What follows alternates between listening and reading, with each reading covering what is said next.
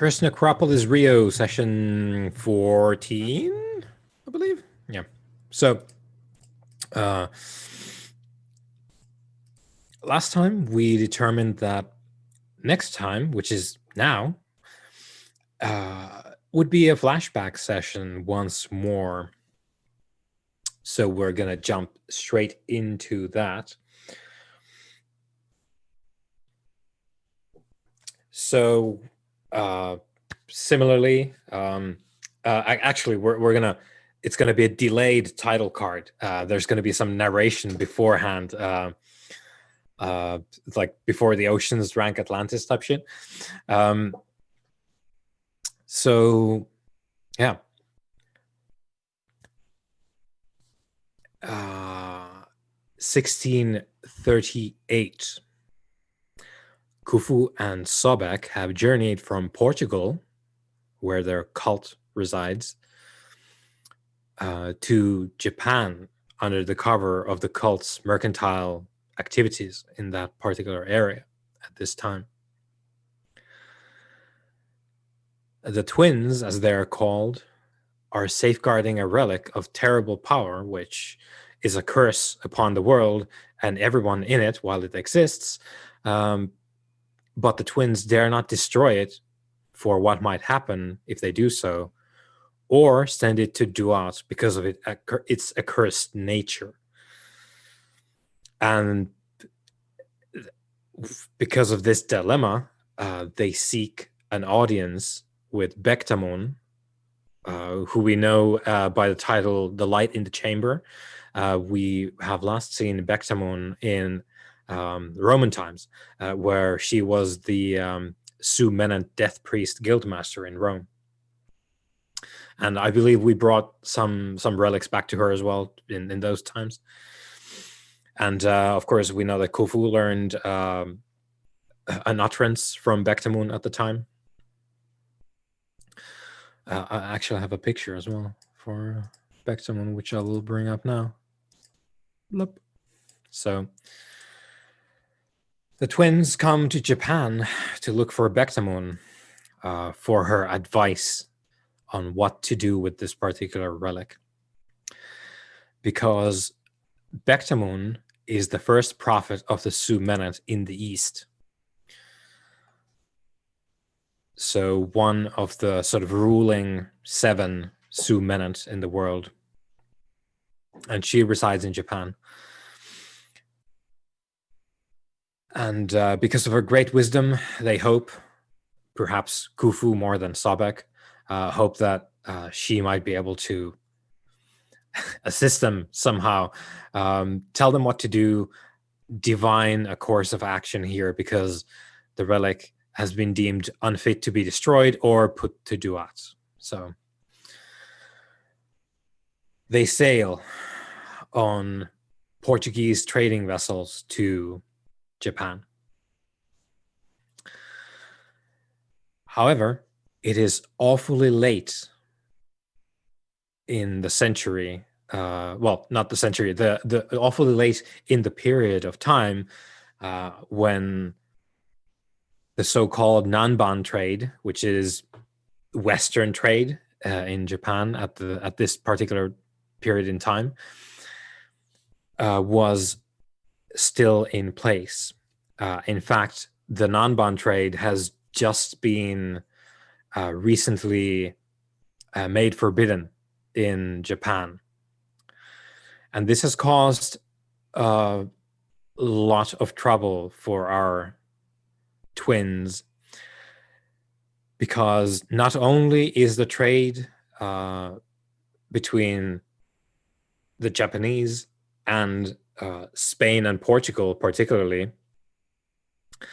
being forbidden by the shogunate that has unified Japan not too long ago, but they have also forbidden Christianity in Japan. And both of these combined has tossed a massive wrench in what the twins have in their tool bag, because your cult is Catholic merchant trading house, which is called the Compagnia de Braganza. I'll put that in the chat. So that is what your cult is known by at this point in time. So basically, the Company of Braganza, which is a city in Portugal, northern Portugal. You journeyed to Japan bearing this relic, and a great number of your cultists on board of your trading vessels, and you were not exactly aware of what had transpired between the various preachers of Catholicism in Japan and the shogunate, which had grown very concerned with the potential for like peasant rebellions and that kind of thing at the time. And they came down hard on both you as foreigners, the Portuguese, Spanish, and the religion, which had spread quite effectively to the local populace in the southern parts of Japan, different islands and regions thereabouts. So the situation that we jump into is you arrived here several months ago, somewhat unaware of what would be waiting for you there, and pushing in to Japan with your cult, your resources, the local sympathizers. You made some headway into the country, but eventually the steam ran out because the shogunate basically decided that, well, Europeans need to leave immediately or else, basically. And the situation with Catholicism is one where it's an open inquisition, basically. So if they find out that you're practicing, you'll get one chance to not do that and repent and report to your local Buddhist temple, or you die. So the shogunate is not messing about currently. They're basically just declaring war on anyone who's not like from Japan and following the correct, as far as they have determined at the time, systems of behavior in society. So your cult has encountered heavy losses, including the death of your priest, high priest at the time, the leader of the cult, called Mateus de Braganza, after whom the cult and the trading house is named. So Mateus is dead. Basically, your highest acolytes have been killed in what has turned into a fighting retreat. You never got far enough to have found Bectamon in Japan. You found some traces of arisen cult activity, but you did not have enough time to pursue that to its fullest extent. You did not manage to contact any arisen while you were here. And you've been pushed back for months now, and it has drained both your cult, your sympathizers here, the Portuguese that remain, which is not a lot because people are leaving, and also your sort of mystical potency, because you journeyed. It's a fairly long sea voyage. Your Sekhem is ebbing. So we're going to start at Sekhem 2 for the both of you. And let's say 2 pillars in each of your pillars that can accommodate that. Up to 2 in each pillar. And in every pillar. In every pillar that can accommodate the 2, I mean points wise. That's been used up. So you're on a maximum of 2. Yeah, maximum of 2 points able to be used in each pillar. I love the fact, I both love and hate the fact that that's only knocked me down by 2 points. Mm-hmm. So It was currently it's looking like the trip was in vain. Spirits are down. Your cultists are losing hope. Um, not least because your ships were wrecked or taken by someone else while you were trying to push desperately into the deeper territories. You don't have the means of escape from your cult vessels that you had before when you came in. Someone took them, they've been burned, a combination of the two.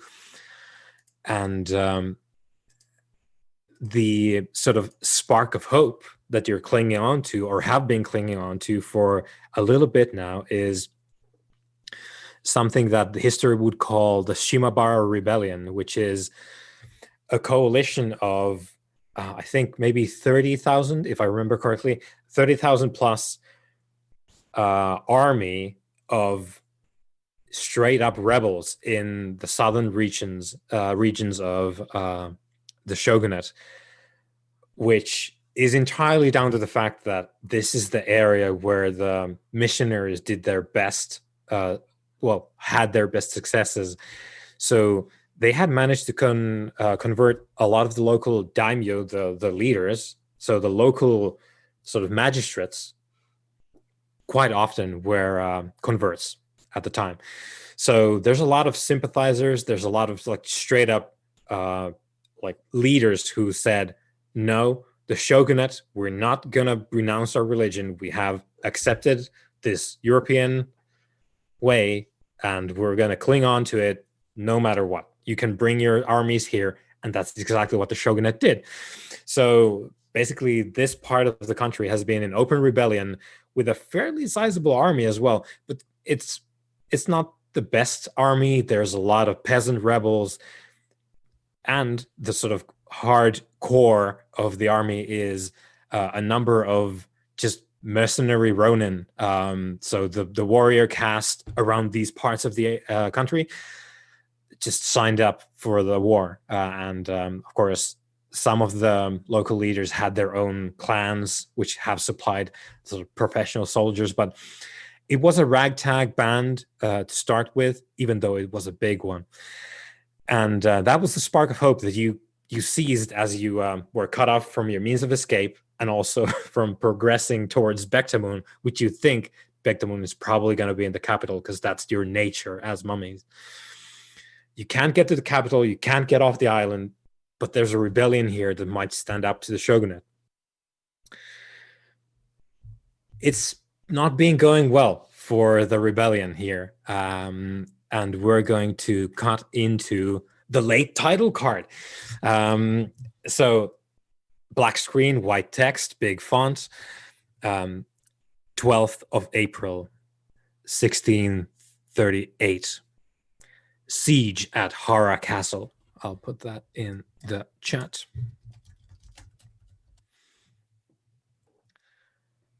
Unfortunately, there have been some brilliant strategists, generals in the shogunate army, and they have pretty much beat the rebellion. However, Hara Castle remains the stronghold, which has been whittled down over the period of the last 3 days. And you are there in what now is starting to become a ruin of a fortress instead of an actual fortress. And you find yourselves quite spent. You've spent most of your remaining mystical prowess here in the last several days, not the least because the Dutch, the accursed Dutch of all people, those accursed competitors of your spice trade, they seem to be doing pretty well with the shogunate, even though they've banned every other European mercantile power. So apparently the Dutch have something going with the shogunate, and they had a big ship off the coast. And you've been enduring, what was it? Sort of 400 plus cannon shots it's been bad for the last 3 days, and you can see the end. Like, this cannot last. The bombardment has stopped, but that can only mean one thing. That can only mean that the daimyos, the shogunate generals, think it's time to take Hara Castle. So we cut into Sobek and Khufu. Feel free to have whatever sort of get up you want to, but you will have that, and you're huddled in one of the subterranean sort of storage rooms with your dwindling supplies. There's a number of mortals around, several thousand still, but it's not a lot. Most of the rebellion has been crushed, and the only saving grace here was the rebellion sort of, well, we're back against the wall, so what are we going to do? Like, not fight? So they have to fight, and they had the castle. So that's why you still have this place here. But it's going to fall eventually. So you're in this storehouse, huddled with what you have to hand, which is not a lot. There's some barrels of, well, I suppose, yeah, barrels, because you would have like some European supplies here as well. So you would have like your Compagnia de Braganza barrels that you brought from your own ships to land when it was better times, and they found their way here. And you have some sacks of rice. You think there's some vegetables maybe in one of these containers here. You can hear the sort of usual background din of the remnants of the rebellion just organizing. There's triage going on. Someone's screaming their lungs off because something happened again. It smells like death because there's a lot of people who have died recently in the past couple of days, and there's just not enough hands to deal with all that. And in this storeroom, it's just the two of you and a tightly sealed golden box, which we have seen previously in the Rome times. Over to you. Okay, so I imagine at this point in time, I'm probably wearing sort of very simple, like, robes, almost like monks sort of robes. Mm-hmm. By now, they're sort of covered in dust and like various filth of, because we've been sort of like under siege, so they're no longer like pristine. They're all sort of dirty. I imagine I've been, although I'm not really a medical man, I don't have any like dots in medicine.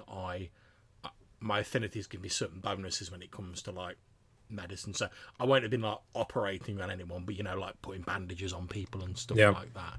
Yeah, like, first aid. Up. Yeah, first aid. Yeah.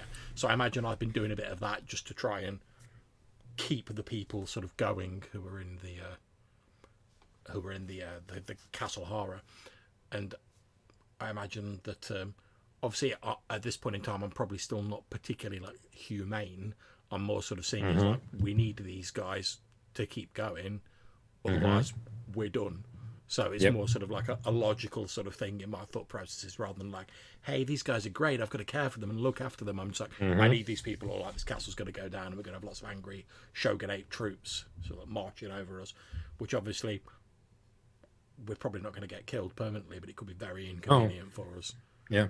Really, And the big thing here is, and please have your of course your own take on it, but the big worry here is like, not that you guys get killed, because that's not the big problem. The big problem is the box, because that's why you came here. That's what you cannot give to the shogunate, because maybe they're going to open it, and that's what you don't want.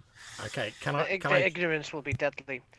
Just ask a question. Obviously, we know that some of our cult are here with us. I presume it's not all of our cult here with us. No, actually, like, most of your cult, like, there's some in Portugal, but there's a lot that came with you because this was a big deal journey, and a lot of them had died by now. But there's some. Let's say there's maybe like 20 altogether in the castle itself.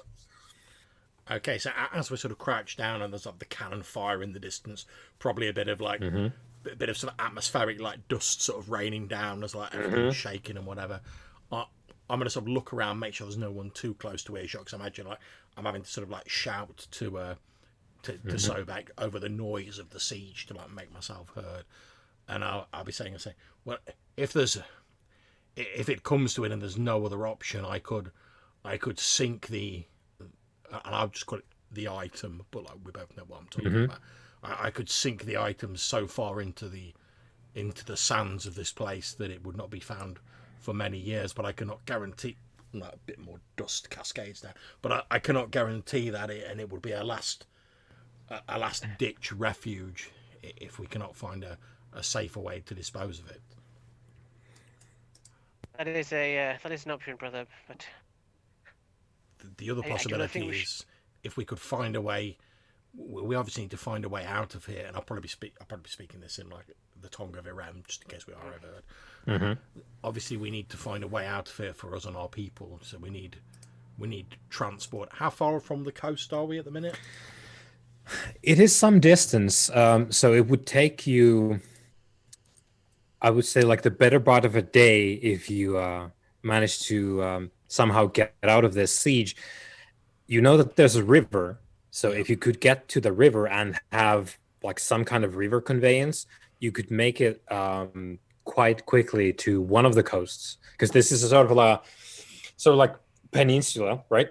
And Hara Castle is sort of like in the middle of it. So there's a lot of land in every direction, but there's a couple of rivers you could use. Are we quite far from the capital?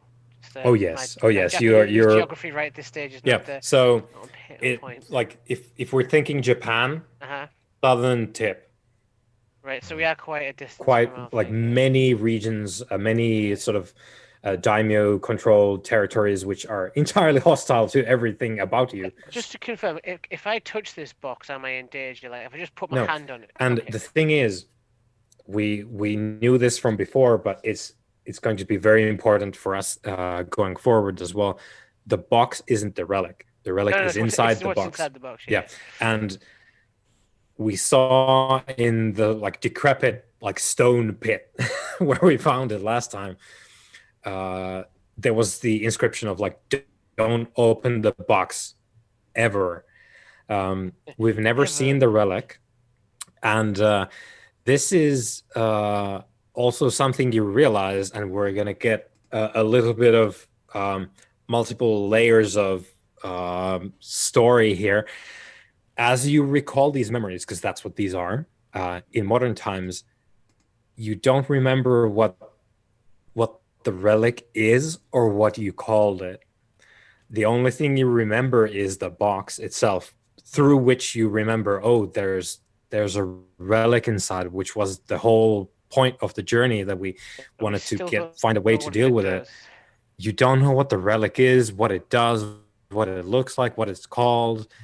And this is somewhat peculiar because you'd think in modern times that you would remember. Can't I ping it to know if it's a scroll though? You can. I will have done that at some point. Like that like as soon as we got it again, I would have tried that. It is not a text. Okay, I know that. That's something. It's not a lot, but it's something. And just since John described his, my outfit is kind of like a diplomat's robe, right. Kind of wide shoulders. Comes so you look like a fancy kind of, Portuguese. Yeah, with like I've got like one of the smaller swords. I can't remember the name off the top of my head. The little smaller katanas that's like on my belt. I don't use ceremonial. Yeah, it's only ceremonial. I don't actually use it, but I've got like a more well-worn longbow or crossbow, depending whenever's time appropriate, and it's like nearby. It's obviously you would have a gunpowder arm. Yes, that's one of the long boy things.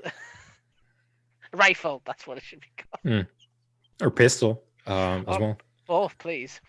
I love to think when Sobek first discovered things, like that's how he described them. Where he's like, "Get me one of those long boy things," and that cultist like, "Do you mean a rifle?" So yeah, that's it. Yeah, so like that's obviously just I've got my hand on the box, like on the box. I've not opened it, and I'm just like a bit disheveled as well. But my robes look a bit more authoritative. Like I've been the I've been like kind of representing like our faction here. We should try to think in a defeatist manner, brother. We should focus on how we're going to get this to our intended target. Your idea is good, but I'm sort of tapping the box. Some relics, as you know, some relics almost have a mind of their own. I think this thing wants to be found and used. Indeed. I don't think hiding it will stop it. I think eventually it will be rediscovered and its foul magic or will unleash consume the world.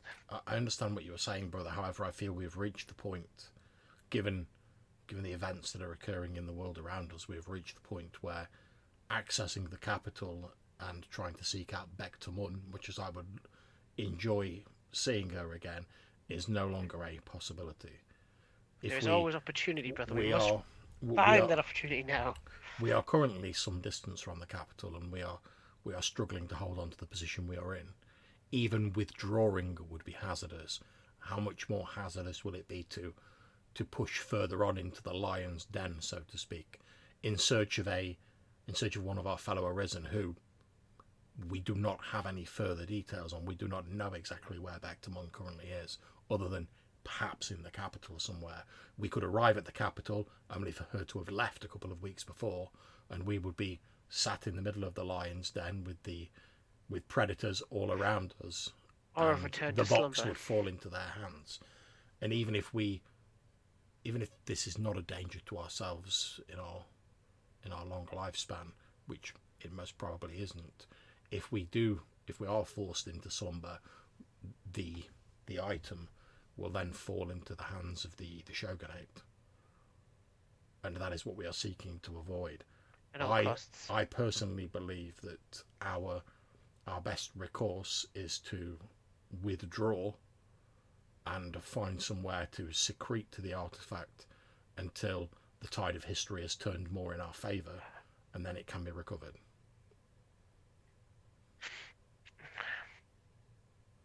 I just kind of look at the thing and I don't know, brother. I feel that letting it out of our hands is a mistake we do not wish to make.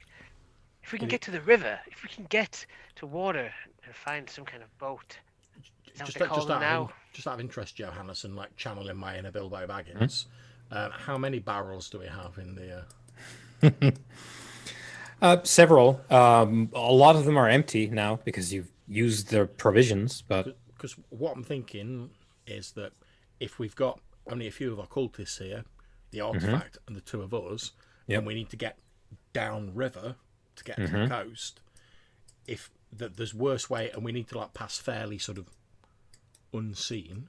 If we basically drop like a load of like empty crates and stuff like that into the river, and it just looks like it's debris from the fall of the fortress getting washed down, who's to know if like the odd one's got like a couple of our guys like clinging to it. Yeah. So I guess this would be something that Khufu thinks about in the moment as you're discussing your options in the storehouse, which is when we add a little bit more of the multiple different layers of history here, as you in modern times, as you recall these, and it is a bit of a like you were doing something else and then you were hit with the like you're just going about your business in 2016, and you're just sort of both at the same time like hit with the I remember this now. In modern times, you also hear a voice which is kind of, it's outside the memory that you're currently experiencing, but it's intruding on the memory. So this is getting Assassin's Creed style stuff's going on here. There's also got Mummyception. There's how many layers deep are we? There's a voice that says, "Barrels? Really? Did that work? I wonder." And in the storehouse, in the darkness, at the end, where like the empty barrels are stashed,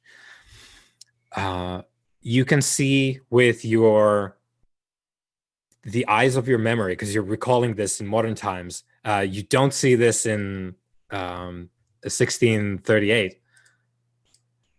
There's a shape there, roughly something like that, but it's in the dark of the storehouse. And you realize in modern times that you remember that this was there, but it wasn't. You don't turn and look at it in 1638. You remember in modern times that it was not there. Whatever this voice is, it's not in 1638. It's probably 2016.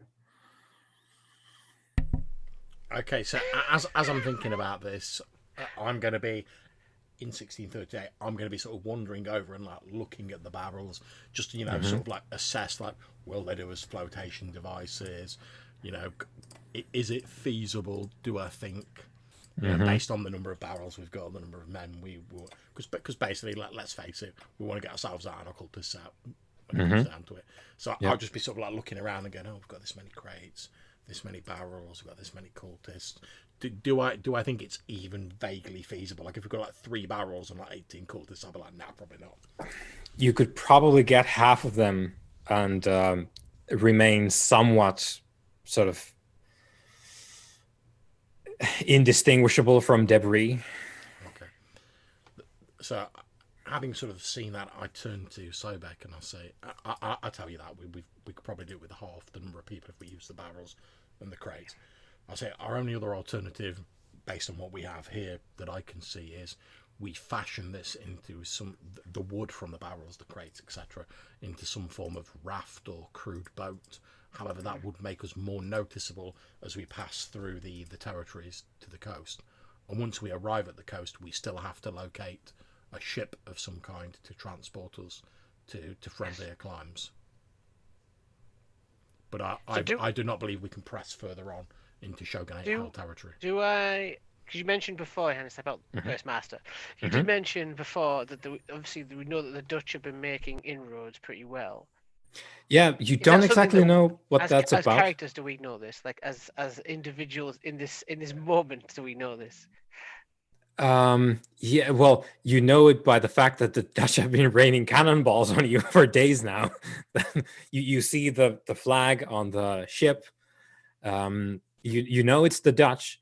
You don't know what they did to stick with the shogunate, even though the Spanish and the Portuguese were tossed the fuck out. Okay, so even if we were to get to the coast and locate a Dutch ship, yeah, we could talk our way in, maybe. We most likely, as far as I understand, mortals, and you may understand better, you are closer to them than myself, so we would need to pay our passage, I believe the phrase is, and we have precious little to offer at the moment, from my understanding. In a bind, whether that's true, but we are Eremites. We do not just give in so easy. Of course, you are right. I'm not suggesting that we give in. I'm simply presenting the obstacles and the challenges as I see them. Friends and adjacent allies can be found in these times. We just have to learn to look. Indeed. Forgive me, brother, if this is a sensitive subject. I know that for myself, I've felt the ebb of my secum, and I know that my abilities are not greatly hampered by that, whereas I know you are more focused than myself. How are you faring at the moment with regards to your abilities? I'm glad you asked that question. Not great. I'm a little low on 2016. I wonder how it feels like to be so weak. Did you despair at the time? And you find that you can have a discussion with this. I like presence. to, you know, like our in You TV say discussion, do you series. mean in 1638? No, 2016. in 2016. See, I like to think that like the sort of discussion in 2016, it's like, you know, if you've seen the TV show Scrubs where they have like the asides and it's like the voiceover. I like to think it's that. So like my voice in 2016, sort of like as a voiceover, it's like I wouldn't say despair exactly, since as I remember saying to my brother at the time, we were not in great physical danger. Our primary concern was that the artifact should be removed from falling into harmful mortal hands. But there were many challenges yet ahead of us, as I was discussing with my brother, the hostile territories we had to pass through, the matter of booking travel once we reached the coast. Even if we could find a sympathetic ship, how would we persuade them to take us and our cultists on board? A challenge, to be sure. Mine's a little bit more sassy. As an immortal, feeling of weakness is redundant. The only thing that concerns me is not succeeding in the job that was given to me by the judges, and I intend to give whatever it takes to make it. I may not have the sechem to perform the rites, but that does not mean my mind is any less sharp than it always has been. Indeed, Sobek was, I remember, was very sure that we could forge ahead and find a solution to the problems we faced. As for myself, back in those days, I had not yet the experience with socializing and dealing with mortals that I have now, or at least I didn't recall that experience back then. So for me, the problems of interacting with these mortals to secure passage, etc., seemed a great thing.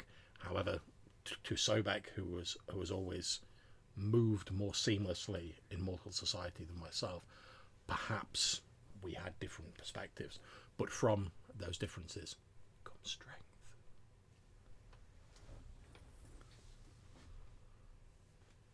The determination is commendable. I wonder what happened to the leader of the rebellion. You had him at his tender age at your hands at the castle. What happened to Amakusa Shiro, who you remember being aware, of course, because that's the rebellion, that's the people you've been hanging with. Amakusa Shiro is the sort of figurehead of this entire thing. A boy, 17 years old, became the figurehead of this. Like staunch in his convictions, won't recant to the end, true to his beliefs. And as we have the voice asking you, like, what did you do with him? We see Amakusa walking by the storehouse in freshly scrubbed armor, as good as they can make it this many days into the siege. And he's going back to the fucking battlements to sort of be there as the banner, like keep people up. A quick check. Can we speak Japanese? Very good question. I was going to ask this, but I thought since we're with a bunch of Portuguese cultists, maybe not. Yeah, see, I originally thought perhaps not, but then it's like if we've been dealing with the rebellion leader who's presumably Japanese. Yeah, and one of the big things here is the reason why your cult has an inroad here is because of the mission work that has been done by the Jesuits for you guys, because that's the Portuguese arm. So your cult would have been able to learn and also teach Japanese if you wanted to learn that. If it's okay with you, Johannes, I'm quite happy to drop an XP. I know that gets me two languages, and I'll just put Japanese and save one for like a later flashback or whatever. Yeah, that's fine. That's fine. You can definitely get that currently, because your cult would have just been able to do that. It's not a problem. I tell you what, if nothing else, There's a long sea voyage. So, but by the time we get back to modern day, I'm gonna be like, wait a minute, I know every language in the world. yeah, But it's like, we're technically in modern day at the same time. What's going on? What's going on? dun dun dun. Oh, ooh, yeah. Ooh. Okay, so in the future, I'll basically be saying to the presents, you'll find out what happens to the rebel leader as we continue our story, and then sort of in the past, as the sort of rebellion leader, Amakusa Shiro, what's he sort of like doing? I mean, you say he's like very resolute. Is he like, no, we must stand and fight to the last man? He's perfect for the Portuguese. Unfortunate that this would be the time when the Portuguese are tossed out, but he is the sort of like battle saint. He's breathing out the Holy Spirit. He is righteous. He's not angry. He embodies a lot of the virtues that people would like to see in a figure like this, and if we don't exactly know why. He's very young, so are those his own traits, or has someone really like just hammered those into him? We don't exactly know at this time, but yeah. Okay, so since he's so young and you described him as a figurehead, Yeah, I assume he's got support from like other sort of high placed like rebellion people. There's a cabal around him that use him as a figurehead. Okay, so basically, what I want to try and do is I want to try and, because we've been like working with them, we're all in the same castle, etc. I want to try and get like an audience with some of like that inner circle, and basically what I want to try and put to them is like, how important is it for you to fight on in this castle? Is it more important to fight and die here, or is it more important for Amakusa Shiro to survive, to fight to get another day? I'm gonna basically say, I mean, no stain on your honor. However, if you wish this rebellion to survive and perhaps prosper in the future, what do you think will happen if Shiro dies here today? What then for your rebellion? What are we gonna roll here? And what I'll probably do, because again, not really great with the smooth talk, I'll probably have this discussion with Sobek. And then I'll basically be saying, like, look, Sobek, I think our best idea is to try and get Amakusa Shiro out with us. So, like, feasibly, like, further down the line, he can return back when he's not, like, stuck in a castle getting bombed into the Stone Age. He can return back and, like, rouse the people up again, perhaps, and sort of renew the rebellion. Because as long as he survives, the rebellion survives. Whereas if he dies here today, that's it, they're done. So I'm basically going to say to you, like, can you find out, like, whether they can be persuaded that, like, yes, we should get Shiro out of here? I can try. I can certainly try. I would appreciate that, my brother. You have more of a way with the niceties of mortal society Sometimes. than do I. My domain is after their bodies have fallen to dust. Not I hope he's not an live. alchemist. I think we're pretty safe in that regard.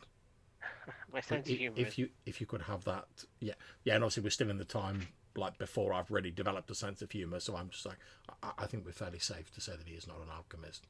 But if you could have that conversation with his advisors to find out where we stand, I would be very grateful. Since I also we have a cannot make any question. plans. This is for the Curse Master. Is how much is this guy aware of what we are?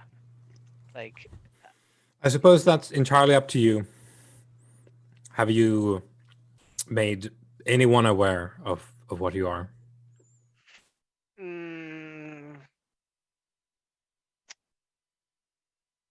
I might have been a bit of a cheeky gator this time. Oh, would I dare? See, I would think you've described people see Shiro as almost like a holy figure.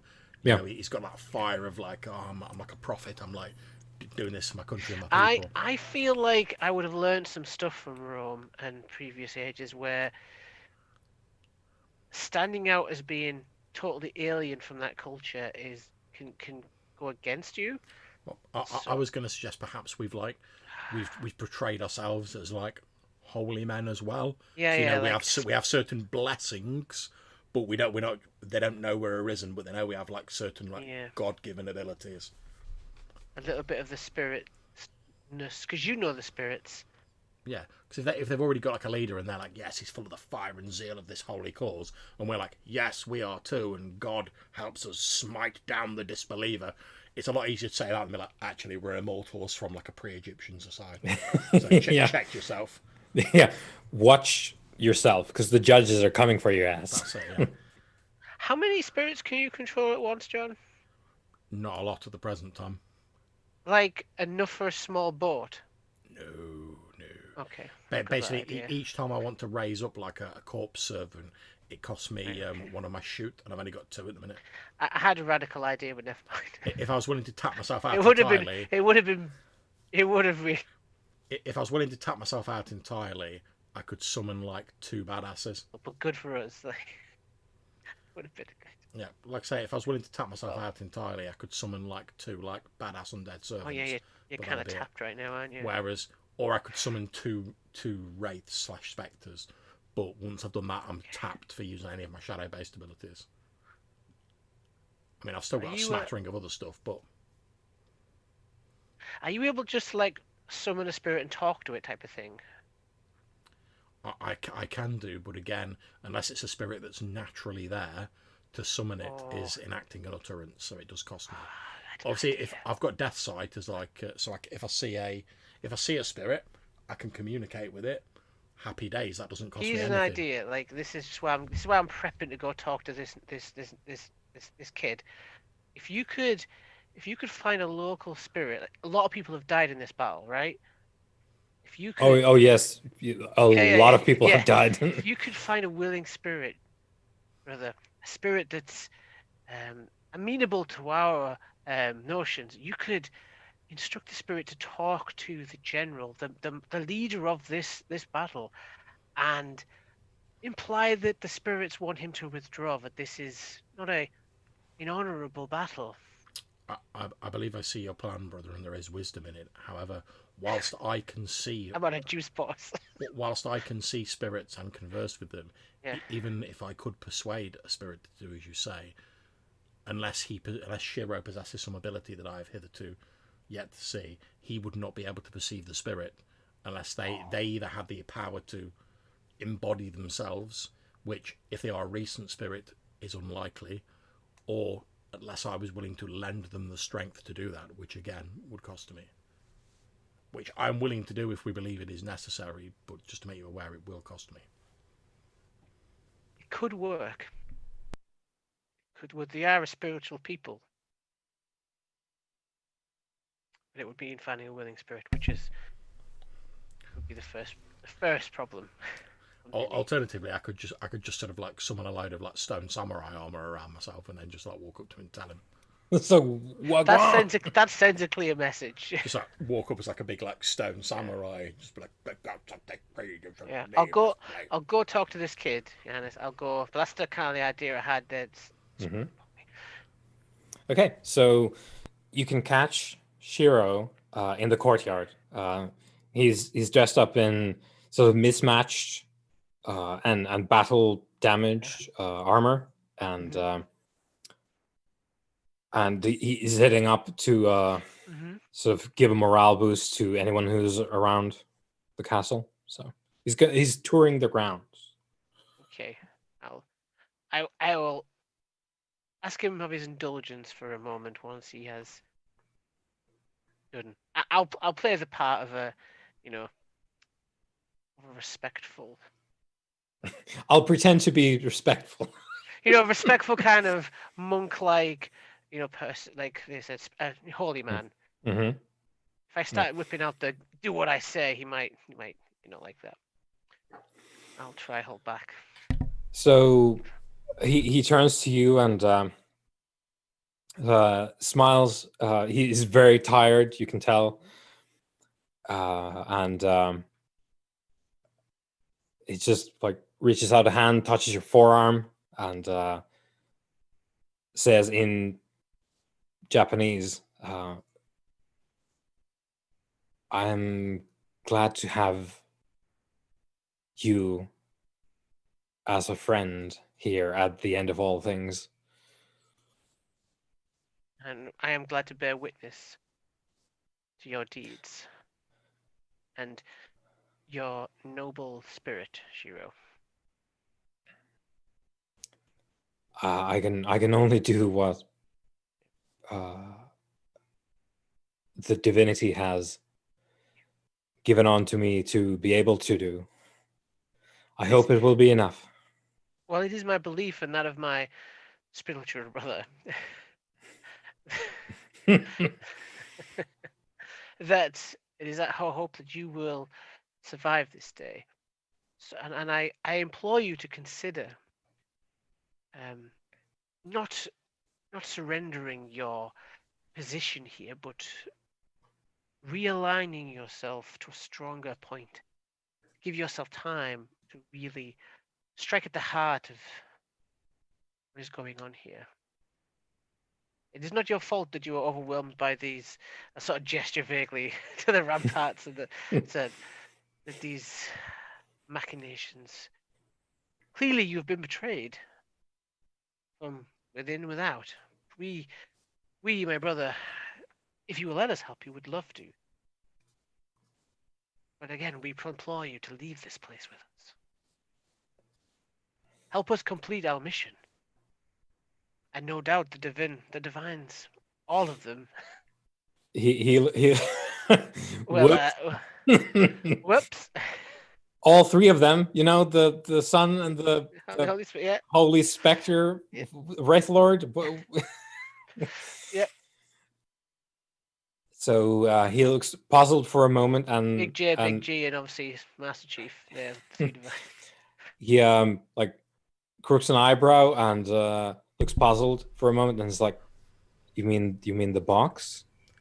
Yes. Okay, I think seeing this go on, I'm going to sort of step in at this point. Mm-hmm.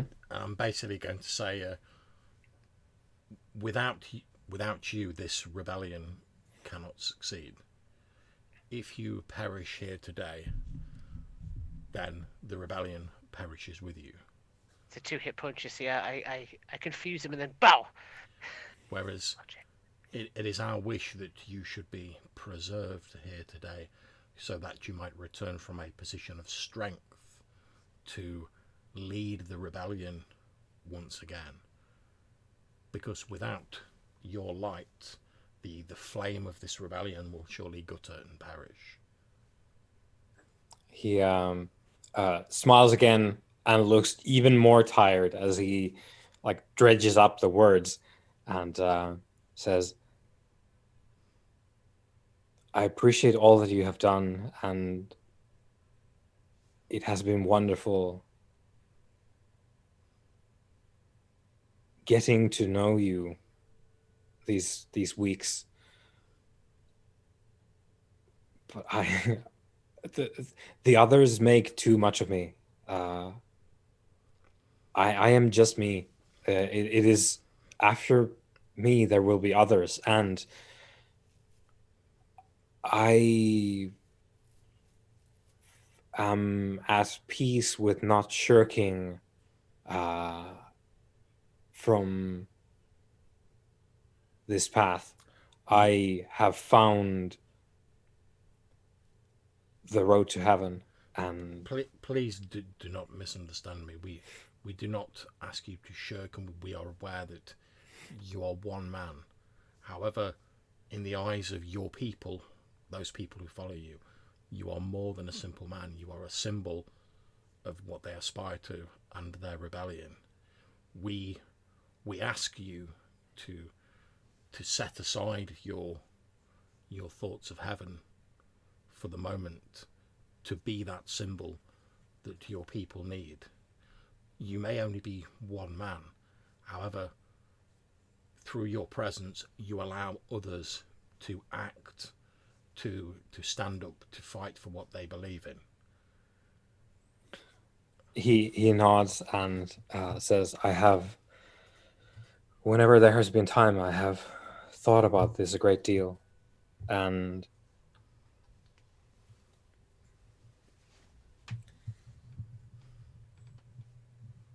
I cannot claim to have any answers, at least not for anyone else.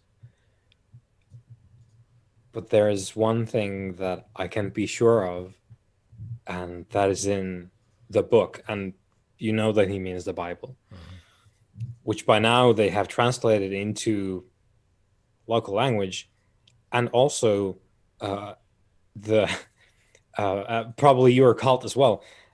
There's been a number of printing presses that have been brought over, and they're printing a lot of material for the purposes of conversion and all that. He says in the book is the only example that I find to be a rock I can stand on. At which point I'm going to butt in and I'm going to say the book, if you render it down to its base nature, is simply pressed paper and words of ink inscribed on it, but the faith that people have in it makes it more and gives it meaning, in the same way that you are a simple one singular man, but people's faith in you, their trust, their belief in you makes you more than that.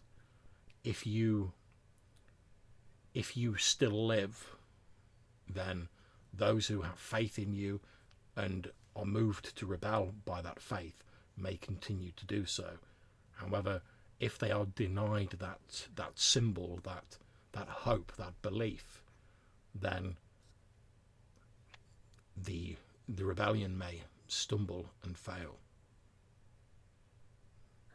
Okay, with that, I think we can have a little bit of a roll here, because this is someone told me that this is supposed to be a game. Okay. Let's have from, I suppose, Sobek. The intent was to have Sobek do the thing. Yeah, I think Khufu came up and assisted me. I was skirting around the issue, but then going to slam in to be like, they need you to survive. Mm-hmm. I didn't want to make it sound selfish. So I was kind of pivoting on the divine aspect of it. Mm-hmm. Right. So, it would be manipulation, of course, and Persuasion. Intimidation. Not really intimidation. I would have said persuasion. Yeah, persuasion would be the thing. Crafting a story here. So do you want to roll for that, Sobek? I certainly will. And I'll assist. Yeah. So +1. I do believe that was. It's been a while since we played as well. Should I spend willpower on this? Yep. Yeah, I'm gonna. Does the willpower, is this accumulative with the modern day stuff? So this would be like, oh, is this? I have a fresh tract. What are we talking about? So I have 2 ticks on my willpower at the moment from the current timeline in 2016. Yeah, that checks out because you have used a bunch of your stuff, so yeah, we can just roll with that. If I use it now, is that going to be the 3rd one, or would that be what? That's what I mean. Like, does it reflect into the future? If you have 2 left. 3 left. 3 left. Okay, so you use 1, you have 2. Then that's fine. I'm going to use willpower. That would give me +4. +3. 3. Yeah. Come on.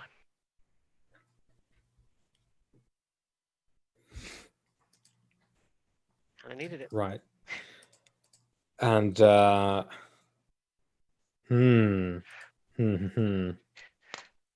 have a follow-up question while you consider that. I was learning in modern day utterance. Yep. I won't have access to that here. No, that is explicitly in modern day because that's when you're learning That's it. no problem. Yep. Just checking because that could have been really useful. Not the third part, not the but the actual first tier is actually really useful. So, come with me, for I am actual Jesus. Yeah, I will. I will win this battle for you, sir. I am Snake Jesus. Come with me. Okay. That wasn't in the history books.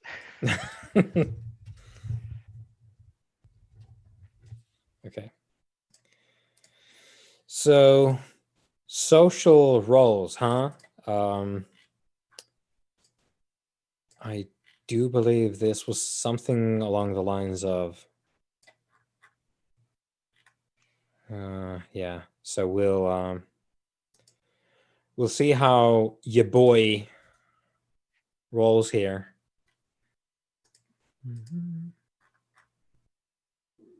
Simple roll. Traditionally, in this game, NPCs have always squashed me whenever they've rolled against me. Let's see how you do against the figurehead of the rebellion. Yeah. It's like this is about the only thing he has stats in, because all he has is his conviction, because he's young and he's not born for this, except for apparently his resolve, which does check out. So he like takes both of you by the hand and if you think of such things, he looks for a mortal. He looks way beyond his years, and he says, "Friends, I am sorry, but I cannot be what you want me to be now, and it will be someone else who picks up my sword when I am done. But I have determined that I will follow in the footsteps of the Redeemer, and perhaps as it has inspired us all here tonight, as we face the numberless army on the other side of these palisades, maybe my fate will also inspire greatness afterwards. Maybe that is hubris. I cannot divert my gaze from this. Then if you will not leave, Shiro, of course we will not try and force you to leave. We understand. It is if it makes any sense, I don't think we have been fighting this battle for a long time now. We are fighting the next one. So I think as we sort of wind that to a close at some point, I'm going to try and like pull Sobek aside. That is truer than you know. And I'm going to be like, I've got a plan in like Eremite. I've got a plan, Sobek, but it's a really bad plan. Like, I particularly enjoy your really bad plans. I like to think like in the future, because as we know, I've sort of started to go, oh, maybe there's something to these mortals, and I'm sort of starting trying to. I like to think this is one of the moments where like him sort of like going, I know I'm going to die, but like I've got to do it because it's right. That's probably when I'm like, actually, like, yeah, that's like a very sort of mature like attitude for like someone who's so young. So maybe there's something in this mold that might have started me down that path. But yep, I'm basically going to say, if he's going to stay, I really don't feel comfortable, and I look like a bit sort of uncomfortable when I'm saying this, I can't really believe it myself, but I'm sort of like, I don't feel comfortable in simply abandoning him and fleeing whilst he remains to die on his own. It has been my work since the Rite of Return to chronicle the deeds of those who have perished, and how can I simply turn away when here is a mere child, a mere grain of sand compared to our long lifespan, and yet he stares into the darkness of death with no fear and with resolute purpose. How can I look away from his deeds in this final moment and still believe that I am Sumenant? It is interesting of you to say such. To take such an interest. He is not I kind of look, not frustrated, just kind of interesting moment if you just decide that you're going to invest in Immortal when we're on a mission, damn it. But he is not our reason for being here. You know that, right? You understand that our mission is I gesture towards the boxes. Obviously not with us at the moment. Like the judges want us to deal with this paradoxical issue and getting to our friend, I say a question mark, is our best bet. It is perhaps not the reason that we originally came here, but who are we to say, to dictate the tides of fate? Am I not known amongst our kind as the chronicler of the departed? You am, of course, and respect obviously to your creed. You're not alchemist Indeed, after all. it has been. I have spent many scores of mortal lifetimes attempting to record the deeds of people who have died bravely, ignobly, and every strata in between, so that they will not be forgotten. When he is not dead yet. But he knows that he will be, and he most surely will be. Well, it is a certain arrogance, brother, to know the future, but it is not a case of him knowing the future. He is nearing the end of his allotted span. He sees his fate looming up in the darkness in front of him, and many people would turn away or attempt to flee. He does not have the gifts that we possess. We know that we could rage into this torrent of our enemies, and in a few score hundred years we would return. He does not know that, yet he sees the darkness in front of him, and he does not look away. I should remind you, these are not gifts, these are obligation. Indeed, and part of my obligation is to chronicle the deeds of those who would otherwise be forgotten. And as Shiro has said, he is simply a man who has become a symbol to these people. If he dies here with no one to record his deeds, what will be known of him in the future? It sounds like you respect the man. This is interesting, brother. Almost more interesting than the box that we take. It is wildly interesting. You hear in 2016. Are you suggesting we intervene here? We stand for this man? I like to think in the sort of voiceover at this point. I'll be like, I think as far as my memory holds out, that was the first time I looked at a human immortal and saw more than a mayfly creature that lives but briefly and then perishes whilst we go on. Perhaps it was the brave way in which Shiro chose to confront his fate. Or a passing fancy. Perhaps it was simply the being caught up in the moment of what was happening. But at that point in time, although despite his claims, he seemed more than a mere mortal man to me. There is the spark of greatness that resides not in just the memory of the City of Pillars. I think you probably touched such a spark there, and there was probably more there to harvest, but you lack the eyes to see. Indeed, you are correct. At that time, I was still much removed from the mortals. Many of their actions seemed strange to me, but I think in that moment, so long ago, that was the first crack of light shining through the darkness, where I saw a man who was willing to step into the shadows, knowing what his fate would be, and yet still refused to look away. He could have fled and perhaps survived, but he embraced his fate. And in a species as short-lived as mortal men, I found that remarkable, and still do. And one wonders if this embracing of one's fate, which led Shiro to confront his mandated place, I wonder if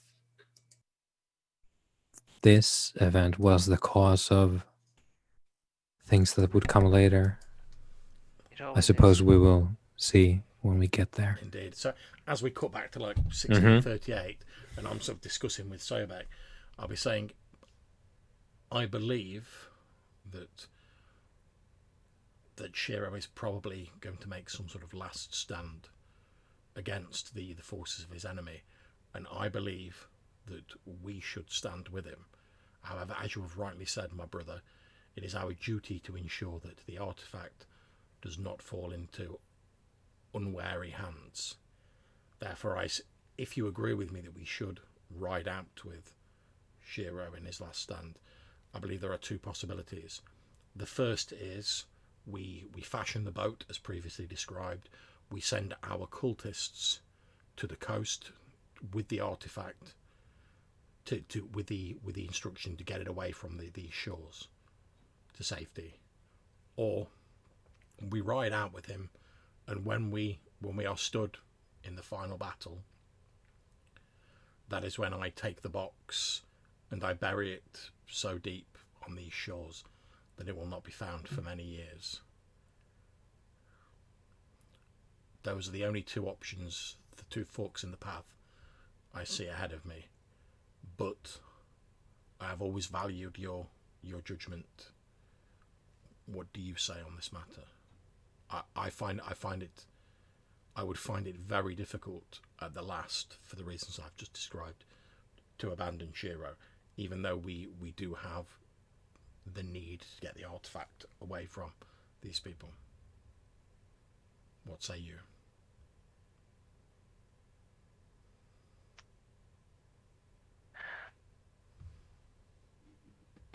You mean you are serious in standing with him? Of course. When have you ever known me not to be serious, brother? Very true. It just surprises me, and it is nice to be surprised so long. I must confess, brother, I'm a little surprised myself.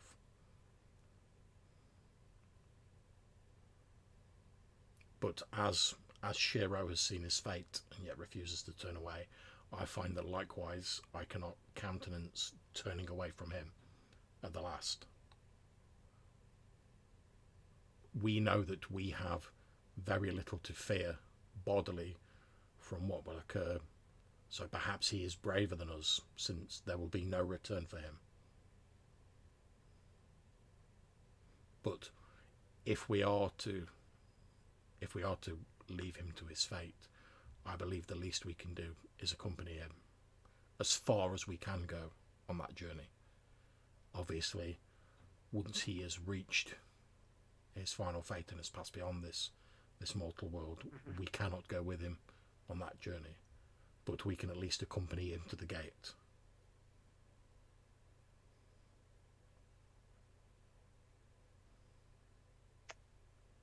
Okay, I was reading something as well, John. You say I had an idea. And I'll just be carrying on about it.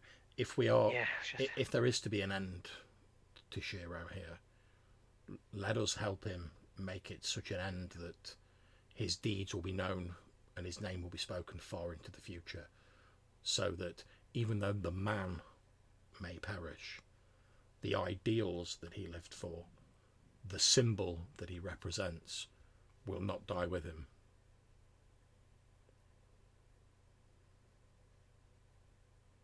It's respectable what you wish to do. I don't like the idea of burying it.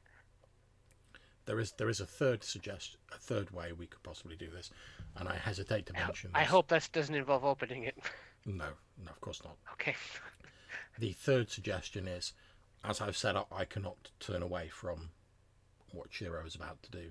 The third suggestion, which I hesitate to mention for it is not ideal, is that whilst I remain here with Shiro, you take the artifact and head for the coast with the cultists, using the cover of the battle which will no doubt occur here to see yourself safely to the coast.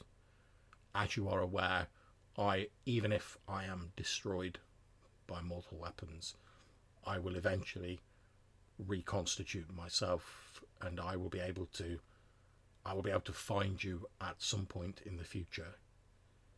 It will, from our perspective, it may only be a brief parting, but it is not ideal, but it is an option.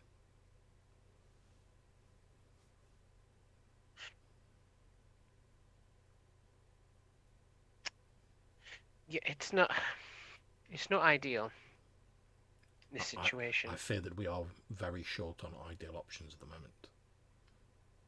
Can I just check with you, Johannes?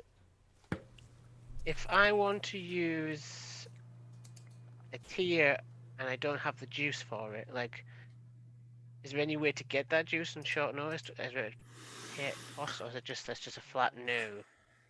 There's a number of like very specific, like you can count other things as the juice than the actual juice. Okay. But that doesn't apply to anything you have currently. And the way to get more Sekhem right now would be to eat a cart full of relics, or a really powerful one. No, it's pillars I need. Pillars you need. Okay. Pillars. Well, the quickest way would be to satisfy your decree tendencies. Okay. So let's take a really quick look at yours. So you are serpent-headed, which means you would refresh yourself by learning the true nature of a person or a thing, uncovering unknown historical truth, or proving the superiority of the mind over the heart and the body, and of planning over instinct and improvisation. And if you go out of your way to learn extra information relevant to your current purpose, you can get all of your Ren back. Okay. And your purpose is, by the way, you entirely arranged all of this. So you told your cult to awaken you for this trip. So your purpose is dictated by yourselves in a distant way, which is like get here, get Bektamun, get help. So you're saying we could get more power if we had like a really powerful artifact, right? Yeah, if you ate a really powerful artifact, you could have more Sekhem. That would be counterproductive to what I want to do. What I did was one of my utterances was lets me enchant scrolls and things. I was going to enchant like a warning and attach it to the box. To the box, like, yeah. But you don't have the tier for it. To be honest, I'm thinking arrange some way for like the artifact to be like going out, and then I'm pretty much planning on like raising a couple of like dead people as like undead badasses, and like riding out with one of them on either side, like when Shiro goes out to do like his final charge, and just like laying the nameless smackdown on as many people as I can. The elbow of the unknown empire. That's it. Because I'm thinking, if nothing else, at least if I'm like my character's thinking, if I'm there at the final battle, then by the fact I'm remembering this now in modern day, it means that his deeds won't be forgotten, because we'll have witnessed them, and we can talk about them, and we can like disseminate that knowledge, and like it won't just be like, oh, he's a legend, we don't really know what happened. Because we've seen, if we take like Shiro's like book, the Bible. We know that there's like various different versions of that. It was written like so many umpteen years after the events happened. It's sort of been distorted by time. Whereas I'm like, if we witness it and we remember it, then it won't be forgotten. It won't be so distorted by the passage of the years. I'm reluctant to let the box go, but you've seen something in this man or boy still. It gets difficult to tell as we go through time. I will stand with you, brother, of course. If you believe this, we will send this box and hope that it can complete its mission through our agents. And if fate wills it, we will rejoin them and deliver it ourselves. Okay, so I think what we're going to do is, and obviously correct me if I'm like making any wrong assumptions, but what we're going to do is we're going to use whatever wood we can get hands on, the barrels, crates, etc., to basically, with the aid of our cult and anyone else who can help, make like a crude boat, load the cultists onto said boat, give them the artifact. We'll disguise it in some way, like put it in a barrel with something or whatever. Yeah. Give that to them. Basically, give them whatever money or whatever wealth we've got. I know it won't be a lot, but whatever we've got. Yeah. Basically, send them and say, like, get to the coast, find a Dutch boat, get yourself away from here, like back to where the rest of the cult is. Take this with you. Do not open this under any circumstances. Save it and await our return. And then we will deal with it. Yeah. And then basically we're going to ride out like guns and have our own style here with Shiro, I think. And... Yeah. So,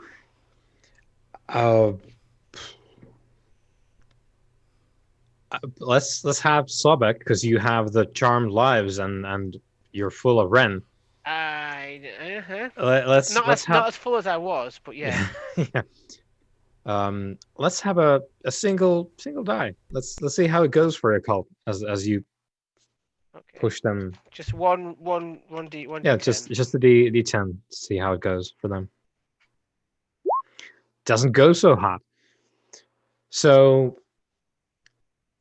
it's a sequence of scenes here whereby Hara Castle is going to experience its last assault. So on the 12th of April, let's see.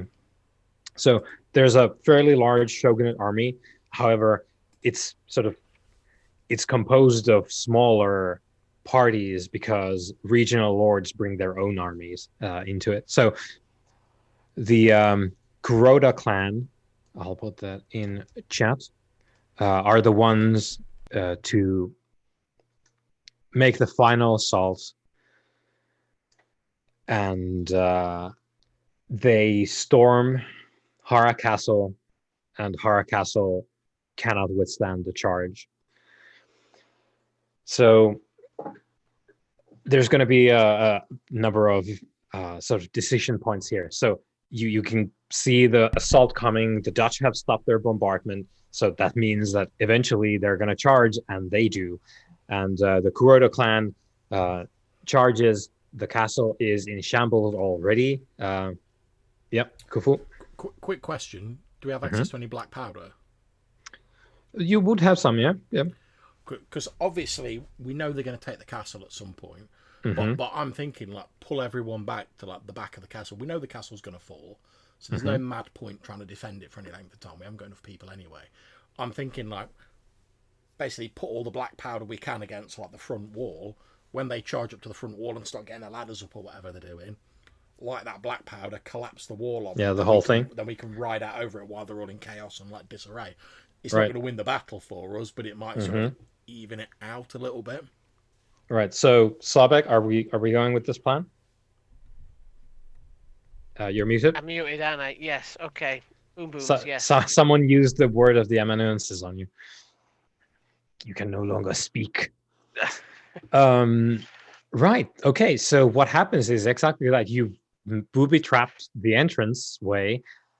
Kuroda clan warriors charge, and the entire first wave is kind of dispersed by your traps. And well, it's the last battle of the Shimabara rebellion. It will end here. There will be other things happening afterwards, but this is where this particular part ends. This is the first point. Yeah, okay. as you charge out. Basically, what I want to do is, as like the dust, before we sort of blow it all up, I'm going to sort of go away from people as much as I can, and I'm going to try and use my. I'm going to spend a couple of pillar points to use my utterances to like raise to like mindless dead servants. Yep. From the plethora of bodies that are available. Yeah, there's a lot of material. I presume the Kuroda clan are wearing like a specific sort of like style of dress. They have their own like insignia, their like colors. So I'm basically going to raise these like two undead. When like the dust sort of settling from like the trap, I'm basically just going to like send those two undead warriors out and be like, anyone dressed like this, go kill. Yeah. Yep. And just send them out, like, so as they're in the chaos and like, oh, there's people falling everywhere off the horses. Just two like ravenous undead people are going to like That's what I'm hoping. I'm hoping, Matthew. I'm Are hoping you hoping a bit of we win the battle so Savaris you're just sprinkled scaring in. the crap out of everyone? Sprinkles a bit of Savaris in amongst the Kuroda clan. See how they like them apples. So, yeah, we're gonna do a compression thing here. But before we do that, it's 2016 time. So the presence, and you've seen the presence now that we've been moving around in the memory. The presence is always somewhere. Like it's off to the distance. It's like in the particularly like where the shadow falls in a corner. You can see the presence there. And I suppose their presence will wait until Sobek's stray thoughts return, as does the man himself. Indeed. Yeah, the true sort of like, oh, you're charging, would be the, what is it, like the words of, like one of the words of dead, insert term here, which is the one that creates the Nenitu, the infectious, like ravenous zombie people. That would be the thing. It's like, oh, you have an army? I have 2 infectious zombies over here, so yeah, let's see what happens. I presume it goes without saying that when I go out, I'm going to be like armored up. Yep. With like my Yep. earth armor, and I'll because I can like have fate like direct what it looks like. I'll basically be like, oh, fate, make me something that looks pimptastic for like this era of Japan. Yeah. I suppose it would be a sort of stylized, like a statue of a period appropriate, like warrior type. Well, I was thinking, since they're sort of Christian converts, yeah, would it be more like the sort of stereotypical image of like the Christian crusader?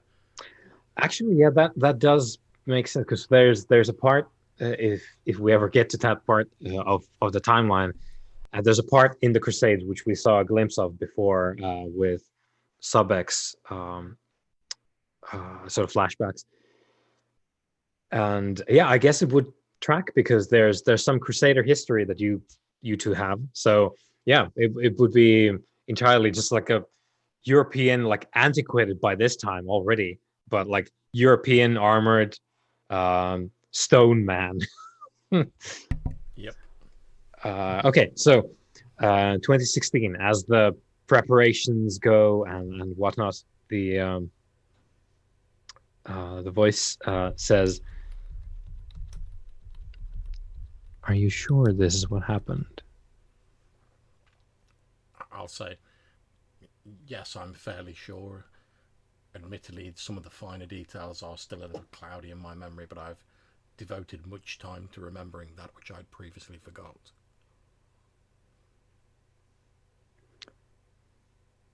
As the sort of, there's a slow motion of like the charge and the final death battle in the background, and the voice says, "You've devoted quite a bit of time to remembering. Does it strike either one of you as peculiar that the one thing you can't remember is why you're here? What is the source of this journey? You remember the box, not the contents. I wonder why that is." It has been my experience that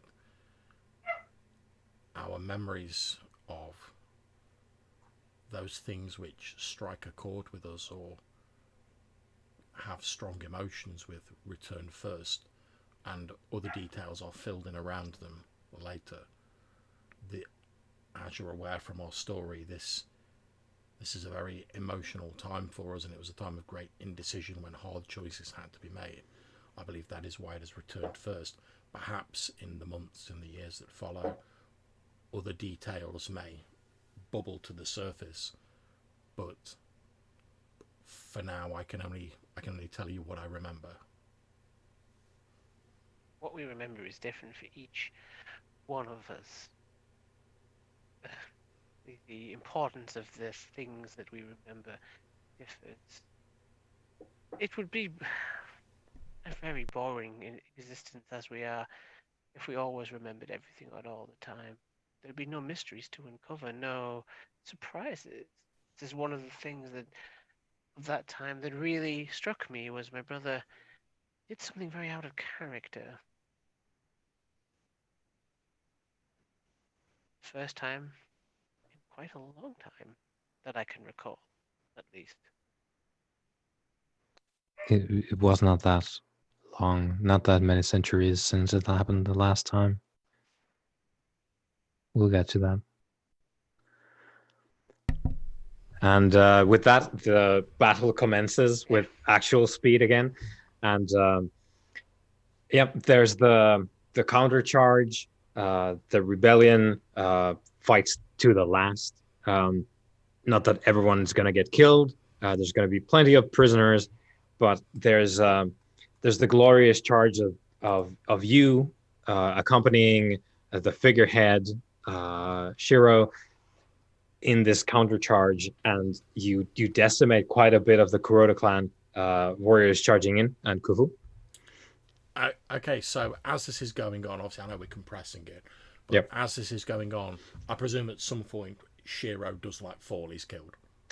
That is very true. Well, I'd like to suggest that even after he's been killed, he's going to carry on fighting for a long period of time. Right. So so what happens is we go on. There's Sobek. What are you doing here as we charge? Because I know what Kufu is doing.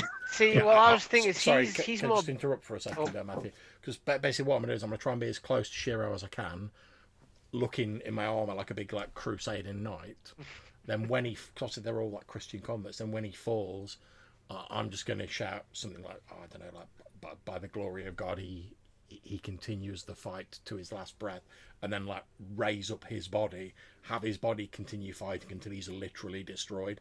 So hopefully anyone who survives the Sabaris bomb that goes off will basically be like, oh, we saw him take a mortal wound, but God managed to allow him to fight on. I'm basically trying to make him into an absolute legend, so that people are like, oh yeah, he was almost cut in half by a sword, and then he carried on fighting for an hour afterwards or something like that.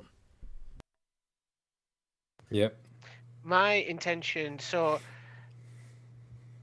I'm not quite as invested in this mortal as Kufu is. Not because he's not interesting, but because I don't have the history with him I do with Kufu. So I will be riding into battle. I'll have donned a bit of armor, but I'm still mainly wearing my ambassadorial robes. The sword was just ceremonial, so I'll be using the bow, and I'll basically be trying to protect Kofu as we charge in, knowing very likely that this is probably the last day that we are awoken in this, whatever time this is. But possibly for you forget I can sink into the ground and swim through the ground. Yep, you can, but you may not get that opportunity if you get overwhelmed. That's very true. And obviously, I wouldn't leave my brother anyway, so... Well, not this time. Well, no, last time I was well... I got torn apart last time I was I can go back and get his body, whereas this point, I'm if I leave now, your body's staying where it is, so... Oh, yeah, I was torn up like toilet paper last time. Yeah, last time was bad. However, this time we're not facing down a whole bunch of lifeless, so that's good. So the epic charge commences. At some point, we see, as the spectators of this, Shiro take an arrow, and he slows down. There's the stumbling steps as he is just fading out because of the arrow that is in his chest. And then we have the sort of flashpoint when Kufu uses his utterance, which sends out all kinds of Subaris into everyone, really, around here, because the only ones who won't be shaken by this are your cultists. And it's only 20 of them.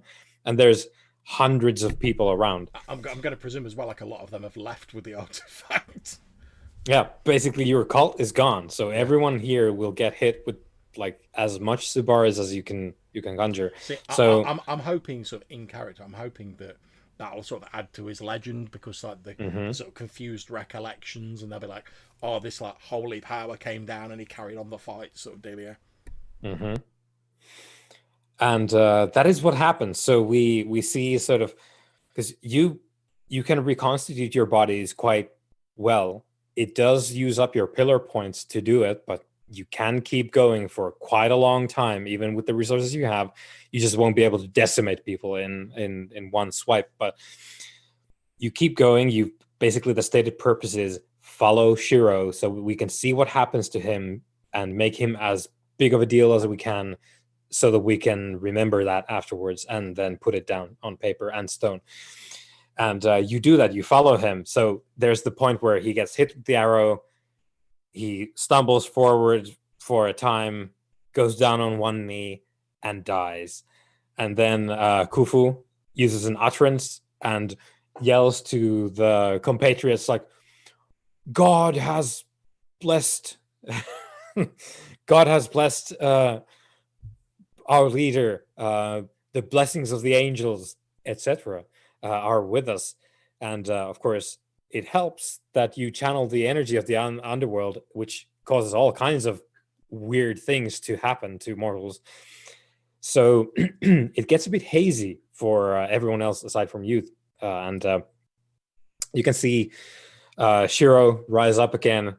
He doesn't even like snap the arrow off. It just snaps off as he like rights his arm. So it's like, and he continues on with his sword. And there's a long period of just like basically pushing through the enemy lines to get as far as we can, and then fall down and die. So that does happen, and you follow in Shiro's wake, and of course aid him along. And you're taking a lot of licks on the way, and of course you pushed as the spear point, but there's no spear shaft behind you, so you basically have just like made a hole, but then it will close behind you, and it's gonna be an end here, which you as well, like being like beaten down with the force of just all the spears, swords, and arrows in the world. And sort of as you're being like just constantly battered, you finally see Shiro go down, being pierced by 7 spears at one time, and still pushing forward, but only stopping because there's too many spears pushing in the ground that he cannot move forward anymore, and he's sort of like slows there, and someone comes in, lops off the head, and that's the end of Shiro. And that's when your memory fades as well, as you like get just like battered down by the sheer weight of numbers. And 2016 is like, that is not what happened. And then we have the back a little bit. Shiro continues, like goes forward, smashes a number of the spears. His head is still lopped off. You don't fade away quite as quickly here. And you see that the Subaris has dispersed a vastly greater number of people than you remembered just before that it did. So the Subaris affected people much more than you recalled. And you also, as you're getting beat down into the ground, you also remember that there was another source of Sekhem that you sensed approaching. And instead, what we have is Shiro is decapitated and dies. Most people are dispersed and or having a terrible time with the hallucinations of Subaris. And through the like absolute chaos of battle influenced by Subaris, you see, and as you as you now, Sobek, think in modern times, oh, this better not be Cosmo. You remember that he left Cosmo with an exit plan that he was supposed to prepare. Maybe you haven't heard from him. You kind of wrote him off because he should have contacted you already. But Cosmo is with you here. But you presumed for a long time now that he's being cut off or killed as well because you haven't heard from him. And the arisen that emerges from the dust cloud is finely clothed, slightly dirt stained now because of the battle and all. Bektamun, who just radiates Sekhem positively. And there's probably several affinities and maybe an utterance going on here.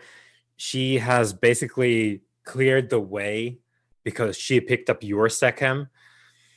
She's sort of wafted out some Sibars of her own and used some other magic as well. And the only person we want to see is just roared up. Yeah, just striding towards you, and Khufu being armored and all. So like being able to push up now that you remember that, oh, I wasn't being beaten to death after all at that point in time. You rise up and it's like, Bektamun is the shout that goes out in Iramite in the battlefield. What if she's not here to help? And 2016, she wasn't.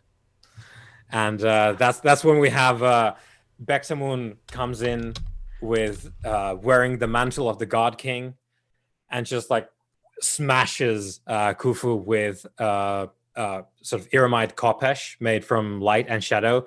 And Khufu just like, Bektamun! And there's like a shower of stone as Bektamun just devastates Khufu's stone facade. And I will remember that transgression, Bektamun. I will try and get out. And she stares, of course, wearing the mantle of the God King, quite imperiously and furiously as well. And in the aftermath, though, like she smashes you with the Kopesh of the God King, Khufu. Okay. You're sent flying. Sobek? Oh, I thought you said she was going to let me live there for a second. I was like, oh, that's confusing. So when you're saying she's smashed me, am I like brown bread, basically? No, but that hurt a lot. And it of course, it's the God King's Kopesh. Stone does nothing. Yeah, I'm expecting it to hurt. Yeah. Basically, what I'm going to do, because we've still got a job to like get the artifact to her, which, okay, yeah, we're on opposite sides of a conflict. That's bound to happen. We're immortal. So all I'm going to do is I'm going to sort of like crawl forward, like, you know, like my stone armor like crumbling and like falling off where it's been like split like dramatically with the God King's Kopesh. And as I sort of crawl over, you know, probably like not on my last gasp, but you know, like obviously like winded and like very wounded. In Eremite, I'm just going to basically say, is there a name for it other than like the artifact like that she know? Or... Yeah, and this is the thing, which as you think about this, 2016. Yeah, it's quite a mystery. You don't know what to call it, and it's so important, isn't it?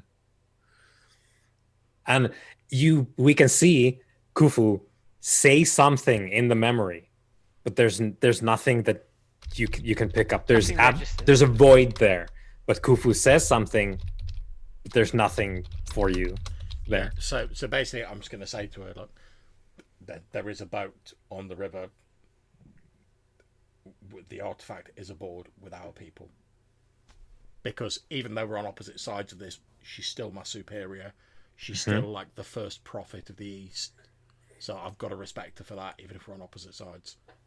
Why are your faction just a pain in the ass? Like every single time.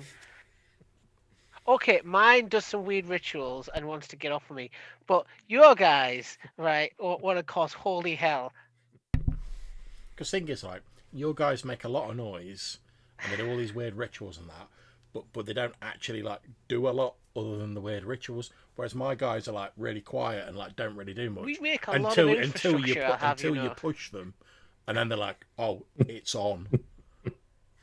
So like we don't do stuff very often, but we don't speak very often. We prefer to remain quiet. But when we do speak, the mountains tremble. 2016. The person who speaks the most often says the least. Yeah, the empty can rattles the most, they say, in ancient Eremite. 2016. The squabbles of immortals. I oftentimes wonder if there's anything to any of this.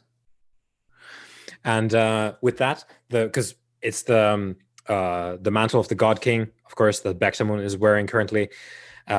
She is jackal-headed, so it's almost like Anpu come to life now. So like this 3 meter tall, like jackal person, jackal-headed God King, which now that Khufu has been smote and is saying, we have a relic, we have on a boat at the shore. And I'll just be like, Bektamon is on a boat on the river with our people.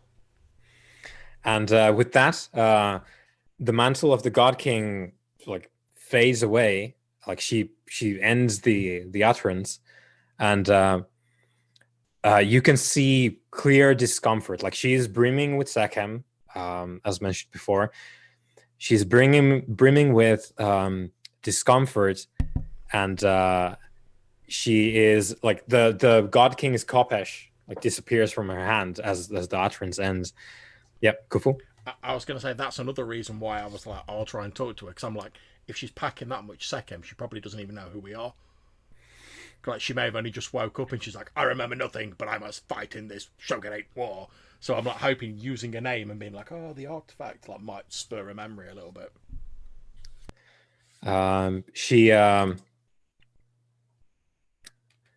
She says, did you bring the, as I saw in well, sorry, revise. Did you bring the,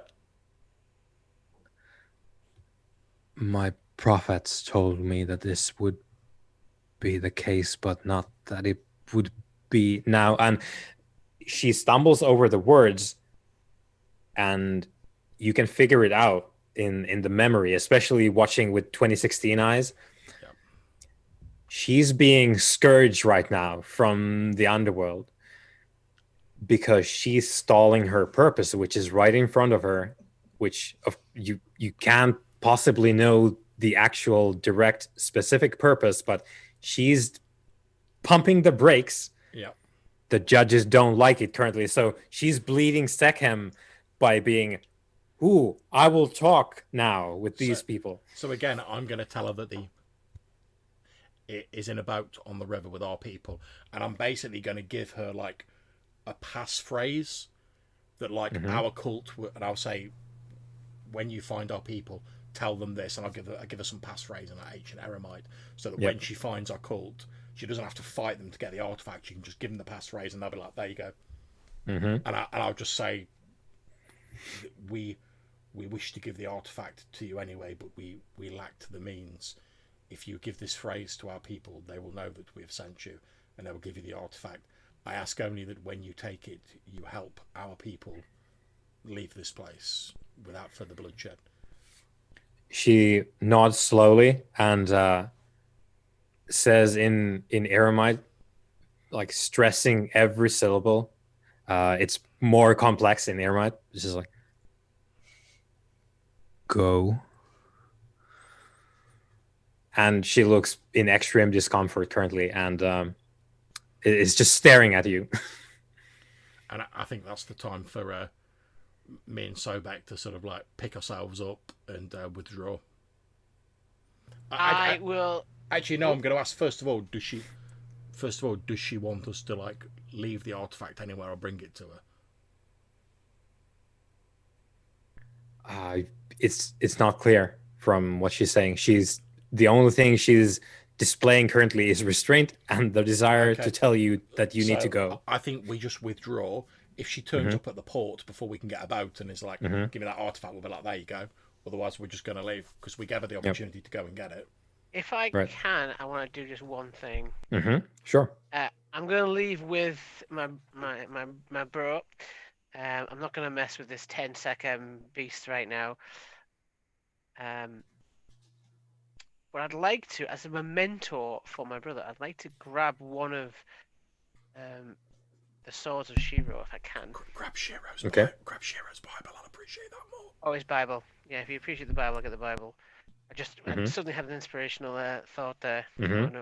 See, that was probably you in 2016 going like, oh, I was going to go to I was going to get Shiro's sword to him, and then like, I'll quit it in 2016, and I'll be like, and that was the point. Sobek realised that given my proclivities, I'd probably appreciate his book even more.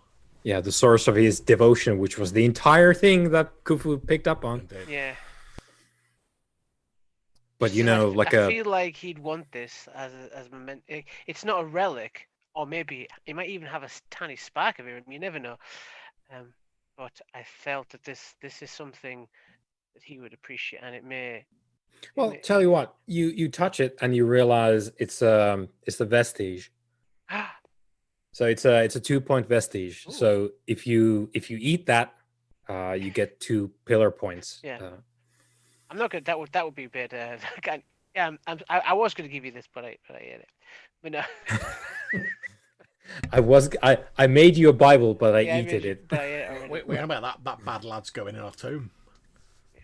So, you go to Shiro's decapitated corpse, which is still standing because of the spears impaling it, and there's someone nearby, like a Kuroda clan samurai, who's just lost his entire mind because of the Subaris of 3 mummies, and he's just having a breakdown nearby as you go in and snatch the thing, and quite close by still you hear Bektamun just go,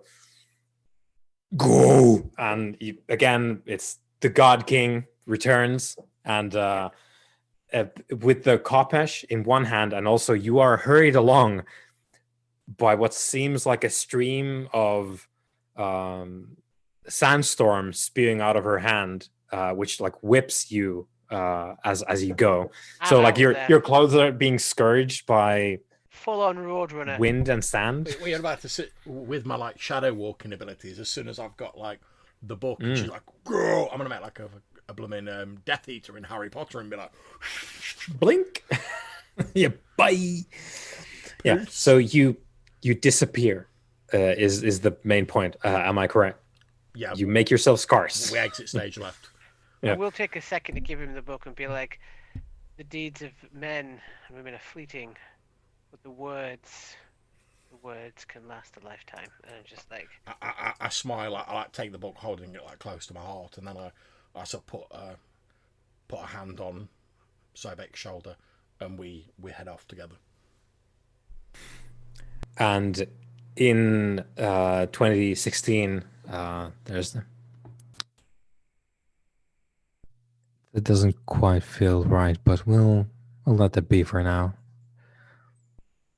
And then we met with your friend at the time. Isn't that right? And then we have a montage of you make it down, you find some of your cult. They had a not great time getting away. So there's only a handful left. By the time you find them, they're heading to the coast, and they've linked up with some folks who apparently are collaborating with the Dark One, they call him. You follow this thread down to the coast.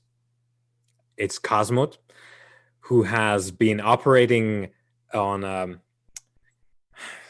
I struggle with the terms of geography, but you're on this peninsula here. There's a bunch of water here, and the continent, the island anyway, continues here. He's been closer to Nagasaki which is another very heavily sort of non-bond trade influenced area where the Jesuits and the Spanish mendicant orders of monks did a lot of preaching.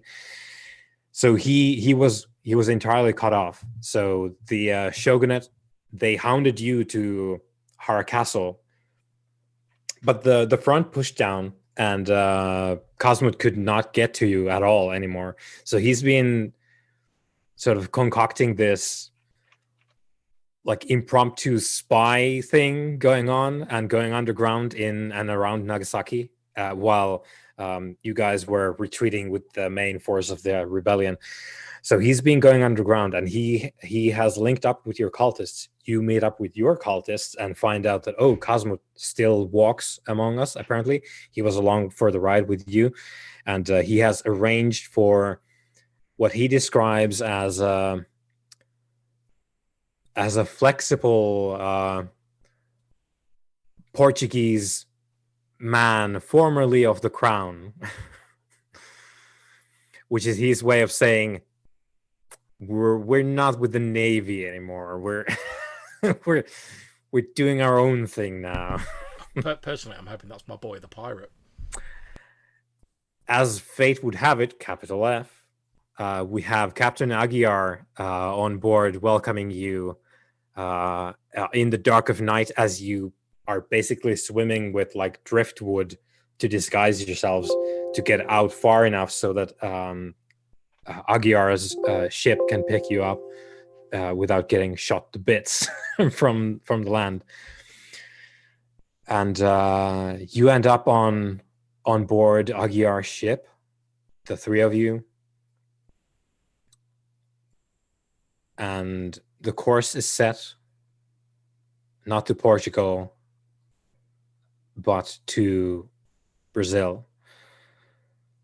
Cosmo brings word that he has successfully contacted Bectamun's cultists, and Bectamun apparently sent word, having remembered Cosmo and you as well by virtue of remembering Cosmo, has sent word that there's great power in the Southern American continent, which her oracles have spoken to her about, but she doesn't know herself quite that intimately. But she has heard about the marvels that reside there.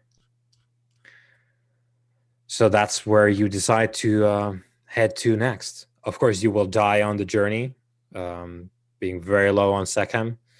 Yeah. So you will die at least before you get to Brazil. Now, you can be awoken, of course, before that, but your sea voyage doesn't last very long before you perish because of your ebbing Sechem, which is where we end.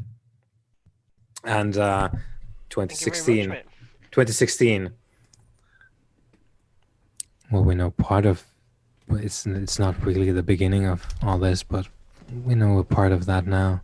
At least the chapter concerning this place. You are quite determined and very particularly hobbled, and we will have to see what we can do to remedy that.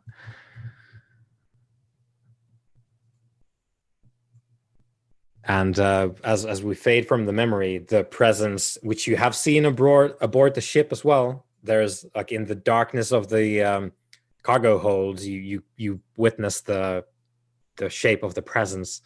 It does fade with the memory, and the voice goes as well. And you're left with whatever you were doing, like just staring at each other, like, did we just have the same dream at the same time? I like to think that perhaps in the future, like after the assault on like the Urban Pacification Force in 2016, we've like maybe returned to our like tomb, and we found like the old like Japanese Bible there.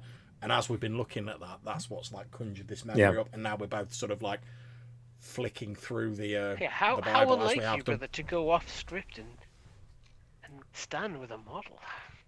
Oh, You can very clearly and distinctly remember in 2016 now that you had a memory, and then whatever this presence is, that's new.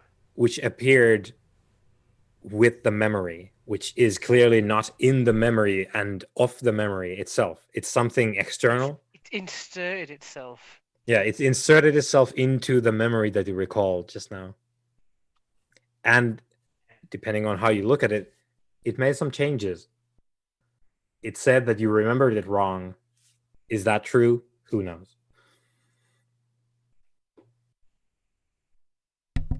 Nice. But that's See, that's I've got we. questions. I've got so many questions. Thank you very much for Yeah, that. but that's it. Thanks so much. Yeah, thanks for playing again and sticking with my bullshit and our timeline shenanigans. Okay, so obviously I'm happy to chat and sort out XP and whatever, but I'm going to end the stream. So thank you very much again for running it. Thoroughly enjoyed it.